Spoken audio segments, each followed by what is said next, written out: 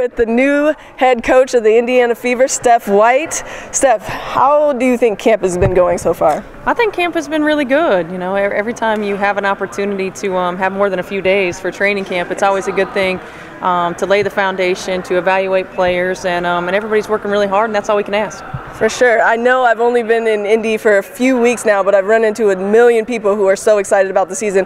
What can they expect from the Indiana Fever this year? You've been here for a few weeks. It doesn't seem like that. I know, right? No, you know, I think that this is a time for us to lay our foundation in terms of the way that we want to play, and you know, we want to play much more up tempo than we have in the past, much more free flowing, with a lot of reads, and really play basketball versus running plays on the offensive end of the floor. And I think we really want to extend that to the defensive end as well.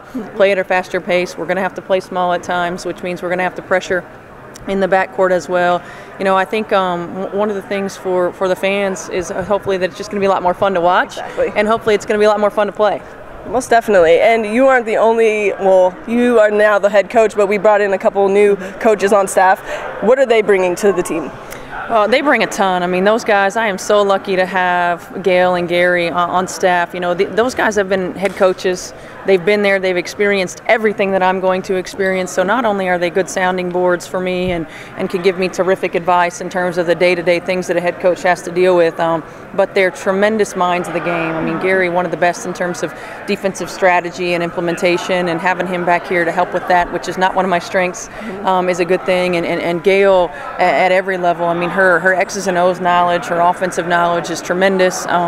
You know, she has been successful at every level. She's getting inducted into the Hall of Fame, so she can bring so much help to me on the bench offensively, but really both of them in terms of just game flow. I mean, there are going to be a lot of things that I experience as a head coach for the first time that I either am not ready for, didn't think of, and they'll be able to help me out with that. Plus, there are two people who can tell you when you're acting a little crazy. Exactly, exactly. And, I mean, you had some time under Lynn, and being able to watch her as a head coach, how did she help you in this transition?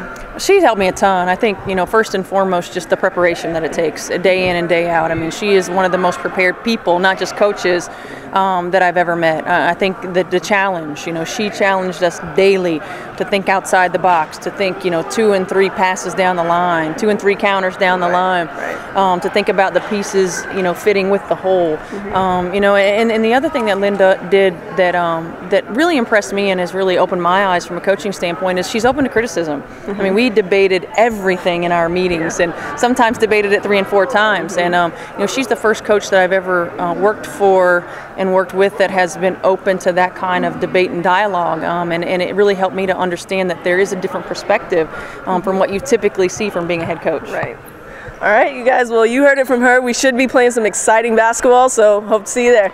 So that's a wrap. You got the inside look at the 2015 Indiana Fever Media Day. Thanks for joining me on the first episode of Bri-TV for the season. Many more to come, and I hope to see you at our home opener on June 6th against the Minnesota Lynx.